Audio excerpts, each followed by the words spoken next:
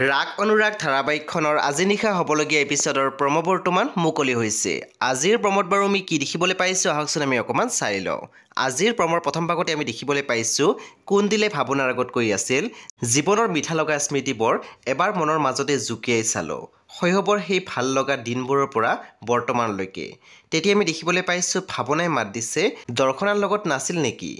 তাৰপিছত আমি প্ৰম'ত দেখিবলৈ পাইছোঁ কস্তুৰীক মাকে কৈ আছিল, চৰকাৰী হস্পিটালতে এবাৰ দেখুৱাই ল, তাত পইচা পাতিও একো নালাগে, দৰৱো ফ্ৰীতে পাবি।